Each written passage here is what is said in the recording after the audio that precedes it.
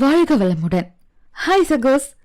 இதயம் மீட்டும் மெல்லிசை போல உங்கள் மனதை மயக்கப் போகும் எழுத்தாளர் தீபா பாபு அவர்களின் கற்பனை சிதறல்களுக்குள் நம் பயணத்தை தொடங்கலாமா?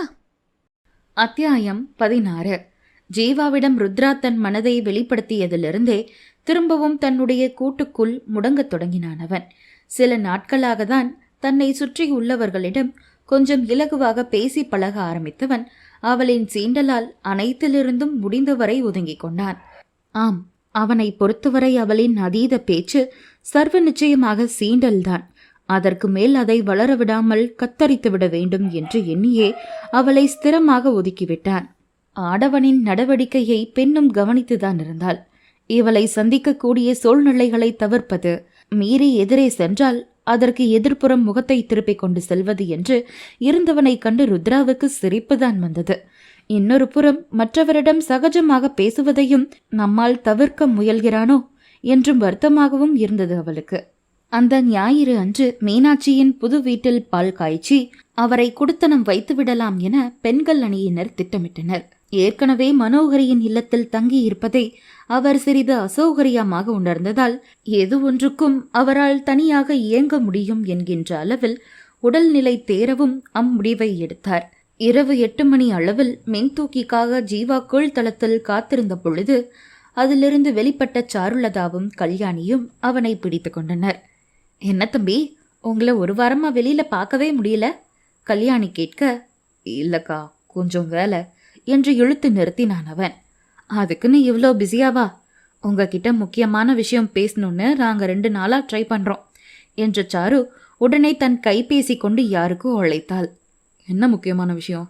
அவன் குழப்பத்துடன் சிந்தனை வயப்பட, ஜீவா இப்போதான் ஒர்க் முடிச்சுட்டு வராங்க, லிஃப்ட் கிட்ட தான் இருக்காங்க, வருவாங்க, பேசிக்கோங்க என்று இணைப்பை துண்டித்தாள்.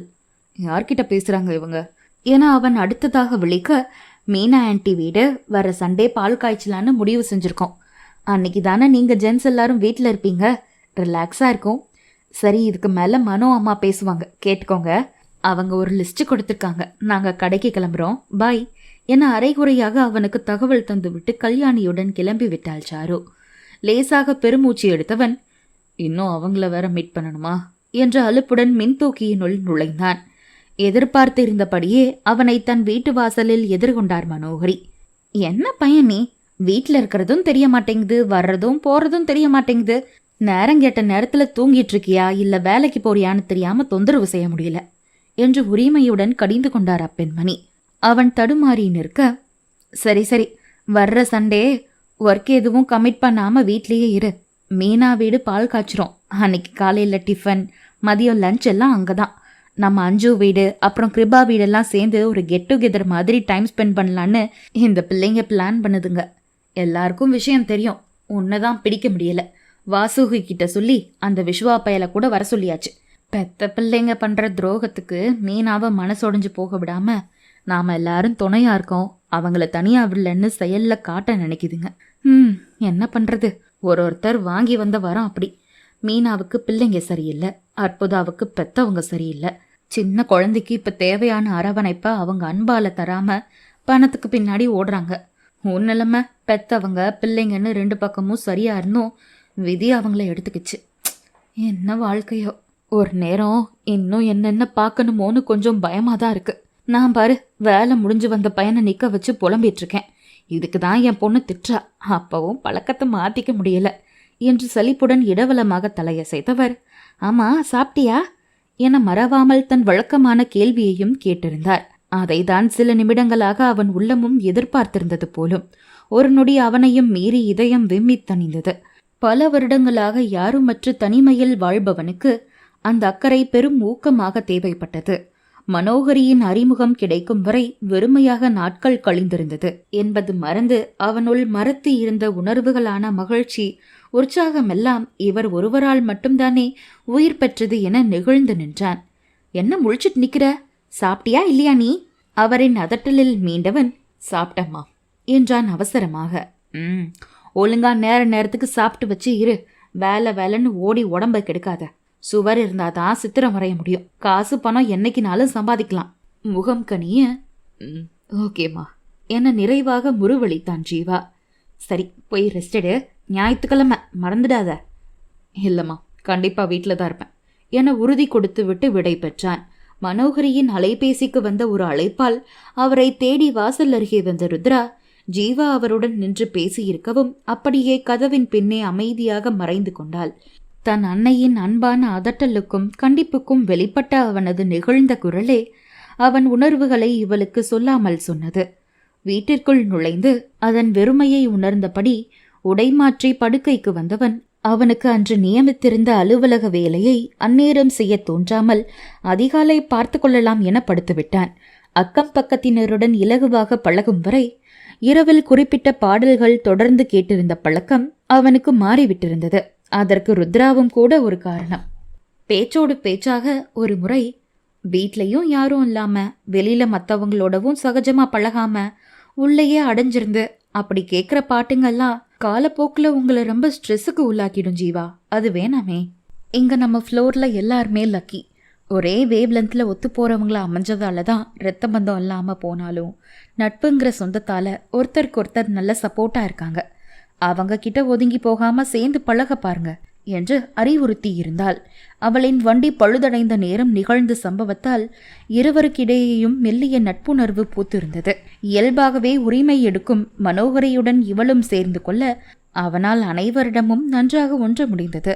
அற்புதாவை பற்றி சொல்லவே வேண்டாம் என்று எண்ணும் பொழுதே முகம் கனிந்து போனது அவனுக்கு.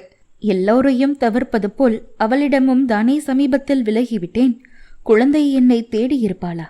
அன்று என்னுடன் உறங்க வரும் அளவிற்கு தயாராக இருந்தாலே என்று ஏக்கத்துடன் நெடுமூச்சு எறிந்தான். எல்லாம் அந்த இம்சைய சொல்ல வேண்டும். ஏதோ இப்பொழுதுதான் சில நாட்களாக கடமைக்கு வாழாமல் கொஞ்சம் கொஞ்சமாக உணர்வு பெற்று கொண்டிருந்தேன். அதற்குள் தேவையில்லாத கிறுக்குத்தனம் செய்து அனைத்தையும் கெடுத்துவிட்டாள். அவள் என்ன நினைப்பில் அன்று என்னை சீண்டியிருப்பாள் என்று இப்பொழுதும் முகத்தை சுளித்து கொண்டான் ஜீவா. ஞாயிற்றுக்கிழமை அவளும் வருவாளா? எதுவும் வம்பு செய்யாமல் நிம்மதியாக இருக்கவிட்டால் பரவாயில்லை. அயர்வுடன் எதையெதையோ சிந்தித்திருந்தவனுக்கு மீனாட்சியை பற்றி மனோகரி வருந்தியது நினைவில் எழவும் ருத்ரா இவனுக்கு பகிர்ந்த அவரின் கடந்த காலத்தை மெல்லமாக தன்னுள் அசை போட்டான். அந்த ஆண்டி அவங்க லைஃப்ல ரொம்ப கஷ்டப்பட்டிருக்காங்க ஜீவா. புருஷனும் புகுந்த வீடும் சுத்தமா சரியில்லை போல இருக்கு. அவங்க பண்ற டார்ச்சரை தாங்க முடியாம பரந்த வீட்டுக்கு போறதுக்கும் வழி இல்லாம இருந்திருக்காங்க.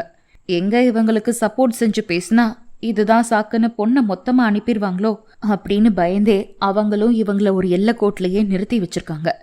பெத்தவளை சுத்தி இருந்த யாரும் மதிக்கலங்கவும் பிள்ளைங்களும் அவங்கள அலட்சியமா பார்த்தே வளர்ந்துருக்காங்க. கிட்டத்தட்ட அந்த வீட்டில் ஒரு ஸ்லேவ் மாதிரி தான் வாழ்ந்திருக்காங்களாம். அவங்களுக்குன்னு எந்த தனிப்பட்ட ஆசா பாசமும் அங்கே கிடையாது. அதுலேயும் அவங்க புருஷன் சரியான சாடிஸ்ட் போல இருக்கு. எந்த நேரமும் வார்த்தையால தேல் மாதிரி கொட்டிட்டே இருப்பாராம். பொண்ணு வளர்ந்து மருமகன் எடுத்த பின்னாடி கூட அவங்க முன்னாடி அவமானப்படுத்தி பேசுவாராம்மா. அவரோட வாழ்ந்த காலம் முழுக்க சந்தோஷங்கிற உணர்வே இல்லாம பேச்சு வாங்கியே ஓடி போச்சு. அப்புறம் அவர் இறந்த பின்னாடி பையனோட அட்டகாசம் அதிகமாயிடுச்சு. ஏற்கனவே காதல் கல்யாணம் செஞ்சிருந்தவன் பிஸ்னஸ் செய்கிறேன்னு அடிக்கடி லட்சத்தில் கடன் பட்டு அப்பா கிட்ட பரிதாபத்தை காமிச்சு பணத்தை வாங்கிட்டு போவானாம். இப்படியே கொஞ்சம் கொஞ்சமா போய் கடைசியில அவங்களோட பெரிய தனி வீடை விற்கிற நிலைமைக்கு வந்தும் பையன் மேல இருந்த பாசத்துல அவனுக்கு கொடுத்தது போக மீதியை இங்கே சிங்கிள் பெட்ரூம் வாங்கிட்டு வந்திருக்காங்க. இதை சொல்ல மறந்துட்டேனே, இதுல மகளும் கணக்கா வந்து அவ பங்க வாங்கிட்டு போயிட்டா போல இருக்கு. ஏற்கனவே மனுஷியா மதிக்காத ஆன்டிக்கு எதுக்கு அந்த ஆள் தனியா பணத்தை ஒதுக்கி வச்சிருக்க போறாரு? அவர் உயிரோட இருந்தவரை இவங்களுக்குன்னு தனி பேங்க் அக்கவுண்ட் கூட இல்லை. புண்ணியத்துல கவர்மெண்ட் ஜாபா போகவும் தான் அவரோட பென்ஷன் பார்ட் அமௌண்ட் எடுத்து இவங்களுக்கு வர ஆரம்பிச்சிருக்கு. எல்லாம் தேவி ஆண்டி அவங்க ஹஸ்பண்டோட ஹெல்ப்ல தான் ரெடி செஞ்சிருக்காங்க. பெத்தவர் இறந்ததுக்கு மக ஃப்ளைட்ல பறந்து வந்துட்டு மறுநாள் கிளம்பி போயிட்டாலாம். காரியத்துக்கும் அதே கதை. மகனும் அதை தான் செஞ்சிருக்கான். 2 பேருக்குமே இவங்க அடுத்து என்ன செய்வாங்கன்னு கொஞ்சமும் அக்கறை இல்லை. எப்படியோ அக்கம் பக்கம் உதவியோட நாளை தள்ளிட்டு இருக்காங்க. அது அவனுக்கு பொறுக்கல. போன 6 மாசமா இருக்கிற வீட்டை காலி செஞ்சுட்டு வித்து தர சொல்றானா. இவங்க திகச்சு போய் பொண்ணுக்கு ஃபோன் பேசியிருக்காங்க. அவ அதெல்லாம் வேணா நீங்க அங்கேயே தங்குங்கன்னு சண்டை போடவும் சரி ஏதோ விட்ட குறை தொட்ட குறையா நம்ம மகளுக்கு நம்ம மேல கொஞ்சம் பாசம்னு இவங்களா நினைச்சிட்டு சந்தோஷப்பட்டிருக்காங்க. அதுக்கு ஆயுள் குறைவுதான். நாளாக நாளாக அவன் குடிச்சிட்டு வந்து வீட்டுல கலாட்டா செய்ய ஆரம்பிச்சிருக்கான். இப்போ மண்டைய உடைச்சது மட்டும் இல்ல, ஏற்கனவே ஒரு முறை வீட்டுல ஆன்டி கிட்ட சண்டை போட்டு பிடிச்சு கீழே தள்ளியிருக்கான். அதுல அவங்களுக்கு இடது கை மணிக்கட்டுக்கிட்ட ஏர்லாக் ஆகியிருக்கு. 1 மாசம் கட்டு போட்டு இருந்திருக்காங்க. அப்பவும் மக உதவிக்குன்னு கிளம்பி வராம இவங்கள பத்தி யோசிக்காம வீட்டை பத்தியே பேசவும் தான் அவளோட எண்ணங்கள் புரிஞ்சிருக்கு. ரிட்டையர்மெண்ட்டுக்கு அப்புறம் சென்னைக்கு வந்து செட்டில் ஆகுற நேரம் இந்த வீட்டை வித்து வர்ற பணத்து மேல அவங்களோட சேவிங்ஸை போட்டு பெரிய வீடா வாங்கி செட்டில் ஆகுறது அவங்களோட ஐடியா. பேங்க்ல பணமா இருக்கிறத விட அசையா சொத்துனா வேல்யூ அதிகம் தானே. எப்படி இருக்காங்க பாருங்க. தம்பியையும் அக்கா அடக்க நினைக்கல. நீயே சமாளிச்சுக்கோ, அது ஓம் பொறுப்பு, அதோட வீட்டையும் விற்றாத அப்படிங்கிறது தான் அவங்களோட எண்ணம். அந்த ஆன்ட்டியும் ரொம்ப பாவம் தெரியுமா. பிறந்த வீடு, புகுந்த வீடு, புருஷன், பிள்ளைங்கன்னு ஒருத்தரும் சரியில்லை. பா, கஷ்டம்தான்டா சாமி. இதே நானா இருந்தா புருஷனை ஒரு ஆட்டி வச்சிருப்பேன். அப்புறம் எங்க இருந்த பிள்ளைங்க என்கிட்ட வாளாட்டுறது என அன்று சலித்து கொண்டவளை எண்ணி என்று இவனுடைய இதழ்கள் அழகாக புன்னகையில் மலர்ந்து கொண்டது. நல்ல பொண்ணுதான், அப்புறம் ஏன் என்ன மட்டும் தேவையில்லாம சீன்றா என்று தனக்குள் சுணங்கி கொண்டான் ஜீவா. நட்புகளே, எல்லாரும் நம்ம சேனலை மறக்காம சப்ஸ்கிரைப் பண்ணுங்க, கதையை கேளுங்க, லைக் பண்ணுங்க, கமெண்ட் பண்ணுங்க, பிடிச்சவங்க ஷேர் பண்ணுங்க. நன்றி.